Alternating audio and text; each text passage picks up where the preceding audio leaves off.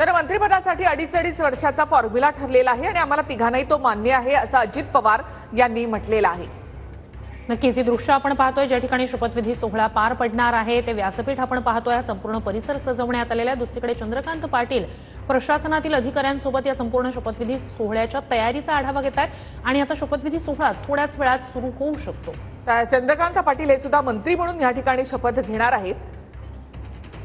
तर मागच्या सरकारमध्येही ते मंत्री होते आणि यावेळेला पुन्हा एकदा संधी देण्यात आली आहे। भाजपचे ज्येष्ठ नेते आहेत, तसंच पुण्याचं नेतृत्व करतात, कोथरूडमधून ते आमदार आहेत। तर शिवेंद्रराजे भोसले यांना पहिल्यांदाच मंत्रिपदाची शपथ मिळणार आहे। ते आणि स्वतः नक्कीच आणि गणेश नाईक स्वतः आणि गणेश नाईक हे देखील या सरकारमध्ये मंत्री असणार आहेत। संवाद साधताना इथे शिवेंद्रराजे भोसले आणि गणेश नाईक। तर ही दृश्य आपण पाहतो आहोत नागपुरातली राजभवनाच्या परिसरातली संपूर्ण मंत्रिमंडळाचा या ठिकाणी जो विस्तार पार पडणार 39 मंत्री शपथ घेणार आहेत। मंत्रिमंडळ विस्तार हिवाळी अधिवेशनापूर्वी होतो आहे। पूर्णपणे सज्जता या शपथविधी सोहळ्यासाठी झालेली आहे। आता फक्त प्रतीक्षा आहे की एक एक करत जे मंत्री शपथ घेणार आहेत ते स्थानापन्न कधी होत आहेत, महत्त्वाचे सगळे नेते म्हणजे मुख्यमंत्री असेल, दोन्ही उपमुख्यमंत्री व्यासपीठावर कधी येत आहेत आणि त्यानंतर शपथविधी सोहळा कधी सुरू होतोय याकडे आता खरंच सगळ्यांचं लक्ष। हा संपूर्ण शपथविधी सोहळा तुम्ही TV9 मराठीवर पाहणार आहात। तर एकूणच आपल्या राज्याची दिशा ज्यांच्या हाती असणार आहे ते सगळे मंत्री या ठिकाणी आमदार हे मंत्री म्हणून शपथ या ठिकाणी घेणार आहेत आणि त्याची ही संपूर्ण तयारी आपण पाहतोय। राज्यभवनाच्या प्रांगणामध्ये हा शपथविधी सोहळा होतोय। नागपूरमध्ये 1991 नंतर पहिल्यांदाच मंत्रिमंडळाचा विस्तार या ठिकाणी होत आहे। उद्यापासून हिवाळी अधिवेशन सुरू होते आणि त्याच्या पूर्वसंध्येला हा शपथविधी सोहळा होतोय।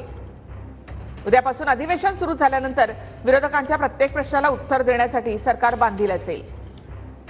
थेट आपण सोहळ्याच्या ठिकाणी जाऊयात आमचे प्रतिनिधी विनायक डावरुंग यांच्याकडे। विनायक, काही वेळातच आता या सोहळ्याला सुरुवात होणार आहे, मात्र जे मंत्री म्हणून शपथ घेणार आहेत त्यांच्यामध्ये आज आपल्याला या ठिकाणी उत्साह पाहायला मिळतो। अनेक मोठे नेते जे आहेत, मोठे चेहरे बाजूला करून नव्यांना संधी यामध्ये देण्यात आली आहे।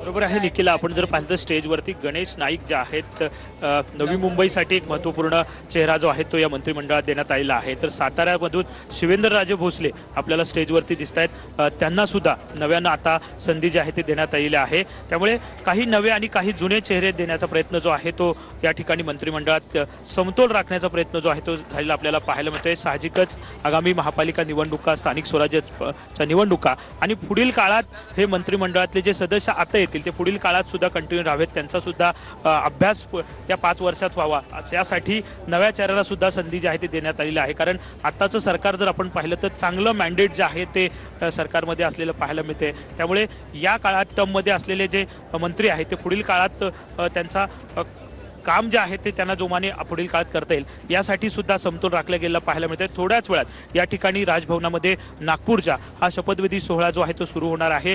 राज्यपाल या ठिकाणी येतील, मुख्यमंत्री उपमुख्यमंत्री सुद्धा या ठिकाणी येतील आणि 39 जे नवे मंत्री महायुतीचे असणार आहेत फडणवीस सरकारमधले त्यांना शपथ जी आहे ती दिली जाणार आहे। स्टेजवरती आपण जर पाहिलं तर शिवेंद्रराजे भोसले दिसत आहेत, गणेश नाईक सुद्धा स्टेजवर आपल्याला पाहायला मिळत आहेत। त्यामुळे हा शपथविधी सोहळा जो आहे तो महायुतीच्या दृष्टीने महत्त्वपूर्ण आहे। कारण आपण जर पाहिलं तर गेल्या काही दिवसापासून चर्चा जी आहे ते मोठ्या प्रमाणात होताना आपल्याला पाहायला मिळाल्या, परंतु याच फक्त चर्चा मोठ्या प्रमाणात होत होत्या। कुठेतरी शपथविधी सोहळा कधी होईल यावरती शिक्कामोर्तब होत नव्हतं आणि अखेर हे शिक्कामोर्तब होऊन आजचा दिवस जो आहे तो समोर आलेला आपल्याला पाहायला मिळतो। नक्कीच ही दृश्य आपण पाहतो आहोत राजभवनाच्या प्रांगणातली ही दृश्य आहेत। शपथविधी सोहळ्याची तयारी पूर्णपणे झालेली आहे। काही वेळापूर्वीच त्या ठिकाणी केंद्रीय मंत्री नितीन गडकरींचंही आगमन झालेलं आहे। मुख्यमंत्री उपमुख्यमंत्री पोहोचलेले आहेत, मंत्री जे शपथ घेणार आहेत तेही परिसरात दाखल झालेले आहेत। आता प्रतीक्षा आहे सगळ्यांनाच हा शपथविधी सोहळा कधी सुरू होणार याची। हा संपूर्ण शपथविधी सोहळा तुम्हाला TV9 मराठीवर पाहता येणार आहे। अत्यंत एक महत्त्वाची यात एक वैशिष्ट्य सुद्धा म्हणता येईल की ज्यात मुंडे बंधू आणि भगिनी या मंत्रिमंडळात एकत्रितपणे पहिल्यांदाच काम करणार आहेत। मुख्यमंत्र्यांसह मंत्रिमंडळामध्ये सध्या 42 मंत्री असतील। 20 जिल्ह्यांमधल्या आमदारांना मंत्रिपदाची संधी देण्यात आली आहे, तर 16 जिल्ह्यांची पाटी मात्र कोरी असेल।